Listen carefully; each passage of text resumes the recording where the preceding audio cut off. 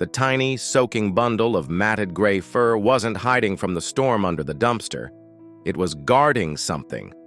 Maya's flashlight beam, shaky against the lashing rain, caught the gleam of desperate, ancient-seeming green eyes fixed on her, not with fear, but with a fierce, impossible determination. And at the kitten's paws, half buried in oily puddles, lay a single, pristine white feather. Maya's breath hitched, the cold forgotten. She'd taken the late shortcut through the abandoned factory lot, drawn by a sound she couldn't place. Not a mule, but a low, persistent chirrup, like a broken bird. Now, huddled against the rusted metal, this creature, barely bigger than her fist, radiated a presence that stopped her dead. It was skeletal, ribs stark under the drenched fur, one ear ragged, breathing a visible labored puff in the icy air. Yet, it didn't flinch from the light. It held its ground, those unnerving green eyes locked onto hers, then deliberately nudged the feather towards her with a trembling, mud-caked paw. "Hey there, little shadow," Maya whispered, her voice thick with an emotion she couldn't name, awe mixed with a sharp pang of terror for its fragility. She crouched slowly, ignoring the cold water seeping through her jeans. "What have you got?" She reached out, not towards the kitten, but towards the feather. A warning growl, surprisingly deep for something so small, rumbled in its chest. Not aggression, Maya realized with a jolt. Protection. This dying scrap of life was protecting the feather. The absurdity warred with the profound strangeness of it. Why here? Why now? And why did this feather matter so much? Maya scanned the desolate lot, overflowing dumpsters, broken glass, the skeletal remains of machinery. No birds nested here. This feather was impossibly clean, impossibly placed. The kitten watched her, unblinking, its intensity a physical weight. It wasn't just seeking shelter, it had a purpose. And Maya, soaked and shivering, knew with sudden, terrifying certainty she'd stumbled into the middle of it. This wasn't just a rescue, it was an encounter. The air crackled, not just with storm electricity, but with something else. Something old and watchful, centered on this fragile, fierce guardian. She had to get him out of the rain. Now. Wrapping the tiny, rigid body in her scarf was like handling spun glass. He didn't fight, but the green eyes never left her face, tracking her every move with unnerving intelligence. The feather, clutched carefully in her other hand, felt strangely warm.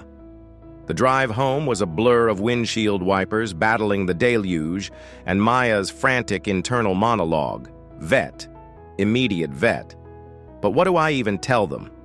Found him guarding a magic feather in a storm? She glanced at the passenger seat.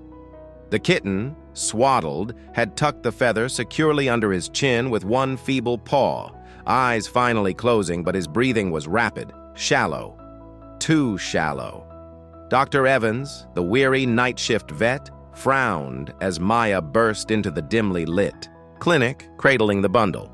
The story tumbled out between gasps. The lot, the storm, the impossible focus, the feather. Dr. Evans listened patiently, her initial skepticism softening as she gently unwrapped the scarf. Her breath caught. Good heavens, Maya, he's critical. The clinical light revealed the extent. Severe malnutrition, dehydration, a worrying rasp in the lungs, and an infected wound on the ragged ear. His fur, drying slightly, revealed faint, almost invisible silver tabby markings like delicate lace. But it was the kitten himself. Even unconscious now, there was a stillness about him. A gravity. He needs intensive care. IV fluids, antibiotics, warmth. And honestly, Maya, Dr. Evans said gently, placing a stethoscope on the tiny chest, his chances aren't great. He's incredibly weak. Shelter protocol for this condition. She trailed off, but the implication hung heavy. Euthanasia was a real possibility. Maya's heart clenched. She looked down at the feather, now resting on the examination table. "No. Please, try, whatever it costs." The kitten stirred weakly, one green eye slitting open, finding Maya. It wasn't pleading, it was assessing. Then, with immense effort, he stretched his neck and nudged the feather an inch closer to Dr. Evans. The vet stared, baffled. He really is attached to that thing, isn't he? 3 days. 72 hours of agonizing vigil. The kitten, dubbed Whisper by Maya for his silent intensity, lay in the oxygen incubator, a tiny IV taped to his fragile leg. Maya barely left, sleeping in the clinic's waiting room chair. Dr. Evans was cautiously optimistic. He was responding to the antibiotics, sipping water. But he remained frighteningly listless, his eyes dull. Except when Maya held the feather, she'd placed it carefully inside the incubator. Whenever she touched it or spoke softly near it, Whisper's ears would twitch. His eyes would track her with a flicker of that old awareness. He seemed to draw strength from it, or perhaps from her connection to it. But the mystery deepened. Late on the second night, Maya, exhausted, rested her head against the incubator glass. "What's your mission, little shadow?" she murmured. "Who sent you?" Whisper's eyes opened fully, not at her words, but past her shoulder, towards the clinic's empty doorway. His body tensed, a low, almost inaudible chirrup vibrating in his throat. Maya whipped around. Nothing. Just shadows. A profound chill, unrelated to the air conditioning, slithered down her spine. Was something there? Was he seeing something she couldn't? Bringing Whisper home was a victory laced with fear. He was still dangerously frail, needing round-the-clock care. Syringe feeding, medication, constant warmth. Maya's small apartment became a sanctuary. She placed the feather on a soft cushion near his heated bed. It was his anchor. He'd curl around it, sighing, his breathing seeming to ease. Slowly, painfully slowly, strength returned. He began to explore, wobbling on stick-thin legs, always returning to the feather. And then, the whispers started. Not sounds, but feelings.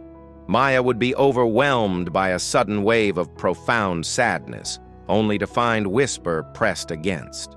Her ankle purring a vibration that seemed to resonate deep in her bones, the feeling dissolving like mist. Once, stuck on a stressful work call, a sharp pang of anxiety spiked, and there was Whisper, batting the feather gently towards her phone, his gaze steady and calming.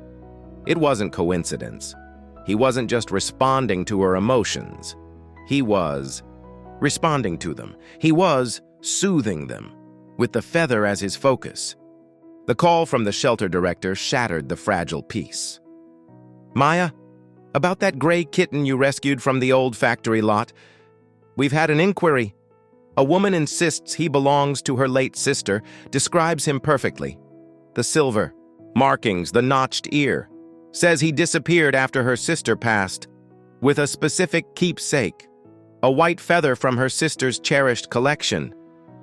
Maya's blood ran cold. She looked at Whisper, nestled protectively on his cushion, the feather tucked under his chin. His green eyes were wide, fixed on her, filled with an intelligence and a sudden deep sorrow that mirrored the feeling that had washed over her before. She's coming tomorrow morning to identify him," the director continued, her voice heavy with apology. "Legal ownership, Maya, if it's hers." The sentence hung unfinished, a death knell. Whisper wasn't just physically fragile. His profound sensitivity, his mysterious connection to the feather, his very purpose felt threatened. Taking him from this sanctuary, from the bond they were forming, might shatter him completely. Maya sank to the floor, the room spinning. The woman claiming him, was she genuine? Or was there something darker connected to the feather, to the storm, to the unseen presence Whisper had sensed? The fragile trust in Whisper's eyes was now shadowed with fear. His mission wasn't over, and Maya had promised to protect him. but how could she fight a legal claim fueled by grief? The next morning dawned gray and cold. Maya hadn't slept. Whisper refused his food, crouched low on his cushion, the feather held tightly between his front paws, his entire body thrumming, with a low-grade tension. He watched the door like a sentinel. The doorbell rang, sharp and intrusive. Maya's heart hammered against her ribs. Taking a shaky breath, she scooped Whisper up, cushion and feather and all needing his presence. Like a talisman. He felt like ice. She opened the door.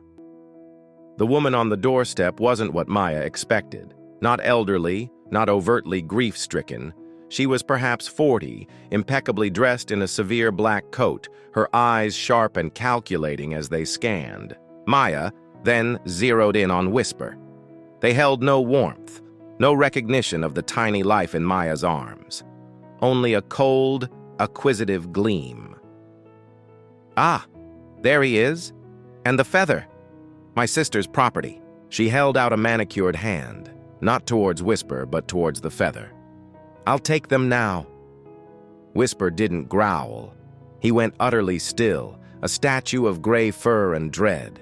Then, a low, guttural sound emerged from his tiny chest, unlike anything Maya had ever heard, a sound of pure primal warning. His eyes, fixed on the woman, weren't scared. They were furious and ancient. Maya instinctively tightened her hold. This woman wasn't here for love. She was here for the feather. And Whisper knew it. His mission was in dire peril. Maya stood, frozen in the doorway, the woman's expectant, impatient hand outstretched, the kitten radiating silent fury in her arms, and the unspoken questions screaming in the tense silence. What power does this feather hold? And what will this woman do to get it? The impeccably dressed woman's hand remained outstretched, impatient, demanding.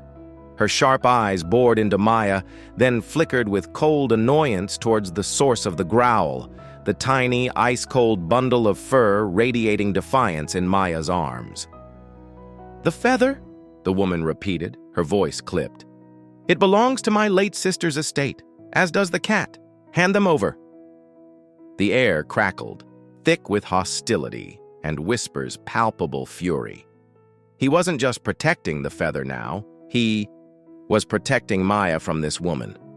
Maya's knuckles were white where she held the cushion. Every instinct screamed wrong. This woman didn't grieve, she calculated.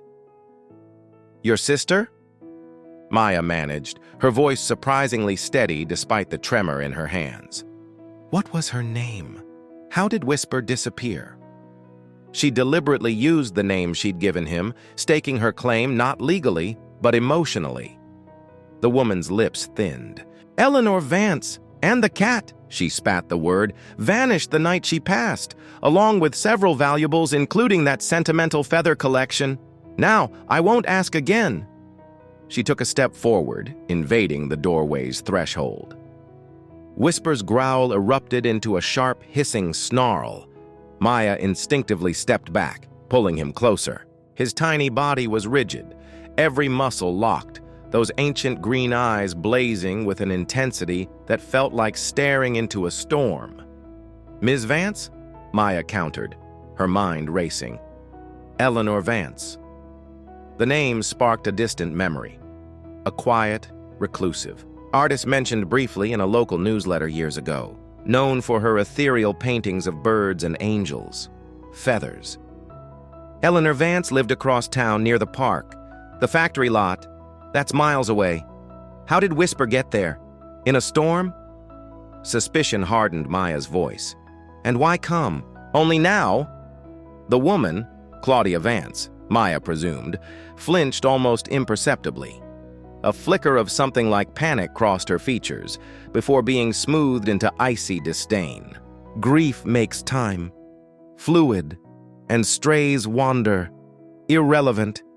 That feather is part of my sister's legacy. It holds sentimental value." Her gaze lingered on the pristine white feather clutched under Whisper's chin with an avarice that contradicted her words. Sentimental didn't cover it. This was about something else, something Whisper knew. Suddenly, a wave of pure, icy dread washed over Maya. Not her own, but Whisper's. Projected. It was a warning, a desperate plea. Danger. At the same moment, Claudia lunged. Not for Whisper, but for the feather. Her manicured fingers snatched at it, ripping it from Whisper's weak grasp. "No!" Maya cried, trying to shield Whisper, but it was too late. Claudia held the feather aloft, a triumphant, cruel smile twisting her lips. But the triumph died instantly. The moment the feather left Whisper's touch, it didn't just look ordinary, it felt wrong. The subtle warmth Maya sometimes sensed vanished. It looked dull, lifeless. And Whisper? He let out a heart-rending wail, a sound of pure, shattered despair. His rigid body went limp in Maya's arms, his eyes rolling back, his breathing hitching dangerously. The fragile spark, the ancient awareness that had sustained him, snuffed. "Out! Whisper! No, no, no!" Maya screamed, cradling the terrifyingly still kitten. She barely registered Claudia's confused, then furious expression as she stared at the now ordinary feather. "What did you do?" Maya shoved past her, slamming the apartment door shut and locking it, Claudia's outraged shouts muffled outside. She raced to the heated bed, laying Whisper down, the stolen feather's cushion empty beside him. He was cold, so cold. His breaths were shallow gasps, his eyes unfocused, dull. The connection was broken. He was dying. Truly dying this time. The feather wasn't just important. It was part of him, part of his purpose, and Claudia had severed it. Tears streamed down Maya's face. "Fight, little shadow, please fight." She stroked his head, rubbed his fragile limbs, poured every ounce of her own desperate love and fear towards him. But he was fading, slipping, away. Despair threatened to swallow her. What was his mission? Why had Eleanor sent him? Think, Maya, think. The paintings, angels, birds, feathers as bridges, as comfort. The feelings. Whisper soothed. Sadness, anxiety. Like Eleanor's art had soothed people. Oh, a wild, desperate idea sparked. Eleanor hadn't just owned the feather, she'd imbued it. With what? Love, peace, purpose, and she'd entrusted it to Whisper. For the city? For Maya? Maya scrambled. To her laptop, fingers trembling as she typed Eleanor Vance artist. Pages loaded, obituary, gallery links. And then, a local news snippet. Reclusive artist Eleanor Vance remembered for her healing art. Donated paintings to Children's Wing of City Hospital. Healing art. Maya's eyes flew to Whisper, his breaths barely perceptible now. He was her final work. Her living, breathing vessel of comfort. Sent out not to steal, but to give. The feather was the conduit. And Claudia? She hadn't cared about Eleanor or Whisper. She'd sensed the feather's value, perhaps even its strange power, and wanted it for herself, a trophy, a potential commodity. The banging intensified. Time was out. Maya looked from the door to Whisper, dying without his purpose, then to her hands. She had no feather, but she had love. She had the intention. Eleanor had imbued the feather. Maybe Maya could redirect, or at least be the anchor. Whisper needed until she got the feather back. Ignoring the hammering on the door, Maya scooped Whisper up again, holding him directly against her heart. She closed her eyes, blocking out the chaos, focusing solely on the tiny, fading life in her hands. She poured every ounce of her fierce protectiveness, her awe at his courage, her gratitude for the moments of peace he'd given her, into him. She thought of Eleanor, sending this fragile guardian out into the storm on a mission of mercy. She thought of the feather's warmth, its calm. She imagined that light, that feeling, flowing from her heart, through her hands into Whisper. "Stay with me, Whisper," she murmured, a mantra against the noise. "Your mission isn't done. Eleanor needs you to finish it. I need you. The feather will come back. Just hold on. Feel this. Feel me." She visualized the white feather, pristine and warm, resting safely between them. She poured her own calm, her own unwavering belief in him, into that image, willing it to be real for him. Seconds stretched into an eternity. The banging resumed, louder. Then, a miracle. The tiniest vibration. A purr. Weak, thready, but there. Against her chest, Whisper stirred. One green eye flickered open, not dull, but searching, locking onto Maya's face. A wave of profound gratitude, not her own, washed over her, warm and pure. He was still weak, terrifyingly so, but the connection wasn't to the feather alone anymore. It was to her. She was his anchor now, his safe harbor, his partner in the mission. Suddenly, the banging stopped. Muffled voices argued, Claudia's shrill tones and a calmer, deeper male voice. Then, a firm knock. "Ms. Reynolds? Maya Reynolds? It's Sergeant Miller, Riverstone PD. Could you open the door, please? We've had a complaint, but there seems to be some confusion." Heart pounding, Maya kept one hand cradling Whisper against her, his purr a fragile but steady rhythm now, and unlocked the door with the other. Sergeant Miller stood there, solid and calm. Beside him, Claudia Vance looked furious, clutching the now lifeless feather. But behind them, hovering anxiously, was someone else, a gentle-faced woman Maya recognized, Mrs. Davies, the elderly volunteer coordinator from the city hospital's children's wing. "Sergeant," Maya began, her voice raw but clear, "this woman attacked me and stole my kitten's property, causing him severe distress. He's recovering from near-fatal injuries. Look at him."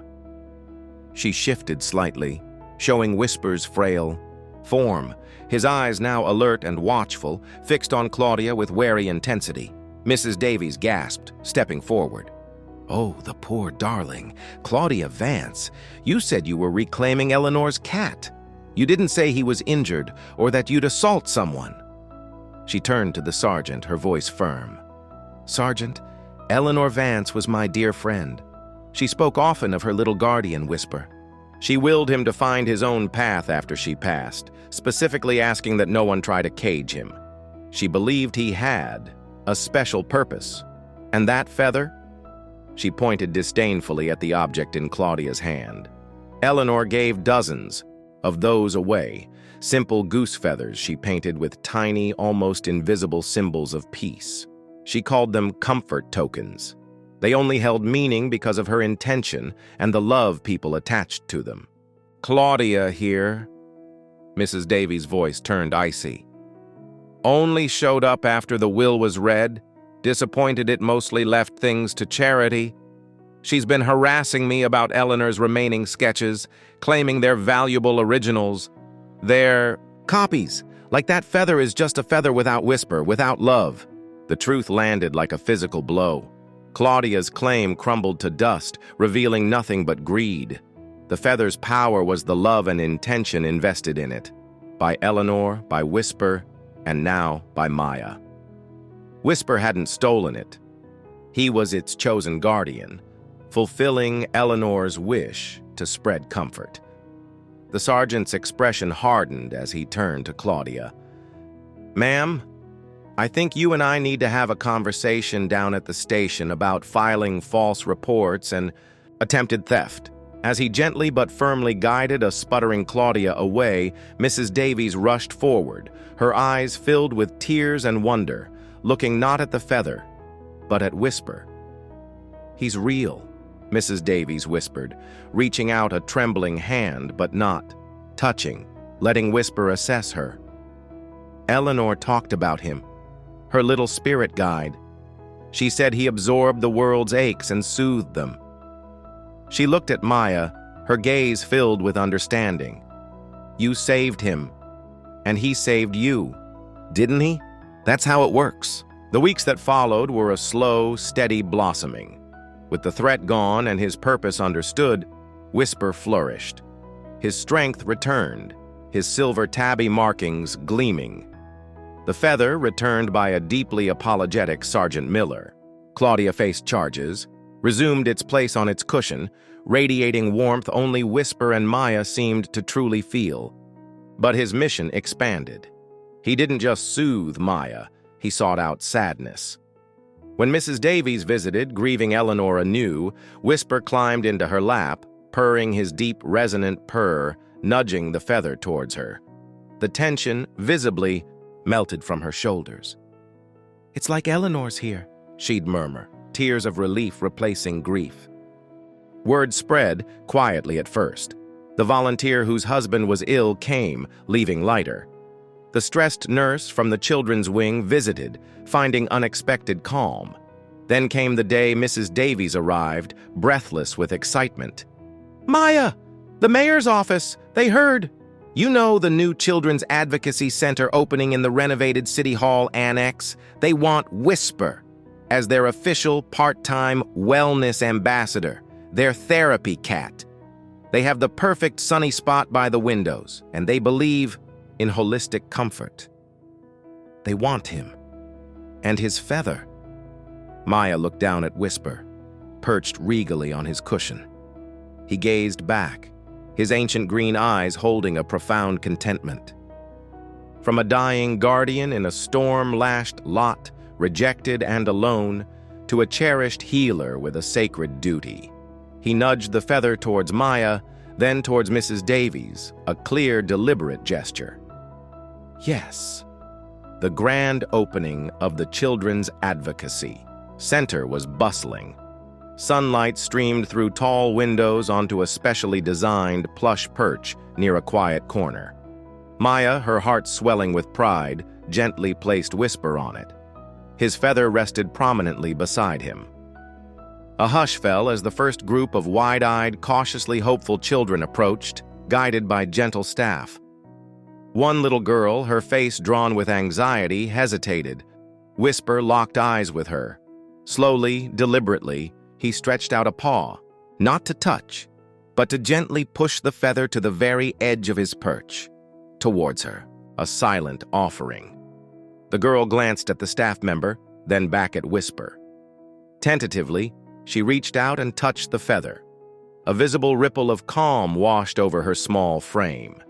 A tiny, genuine smile touched her lips. Whisper began to purr, a deep, resonant sound that filled the sunny corner, seeming to vibrate with the very sunlight itself. It wasn't magic, not in the way Claudia imagined. It was deeper. It was love given form, Eleanor's enduring kindness, Whisper's fierce devotion, Maya's unwavering faith, all focused into a simple feather held by a once fragile guardian. He had found his purpose, his safety, and his forever home, not just in Maya's apartment, but in the heart of the city he was born to heal. He was no longer the Whisper in the shadows. He was the Whisper bringing light. As Maya watched, blinking back tears, the mayor himself, moved by the scene, quietly approached Whisper's perch. He didn't reach for the feather. Instead, he placed a small, polished stone beside it, river-smoothed, warm to the touch, engraved with a single word, serenity. "A little anchor," he murmured to Maya, his own eyes suspiciously bright. "For the guardian who gives ours back." Whisper looked at the stone, then at the mayor and gave a slow, deliberate blink, the ultimate feline blessing. In that sun-drenched corner, amidst the quiet murmurs of healing children, with a rescued feather and a gifted stone, the spirit of a gentle artist lived on. Her final masterpiece, a small gray cat with ancient eyes, had not only survived the storm, but had learned to calm it for others. His journey from the forgotten brink to the center of hope was complete. He was home. He was loved. He was finally exactly where he was meant to be. And sometimes, the quietest heart beating against the coldest darkness, holds the power to mend the world, one featherlight touch of peace at a time.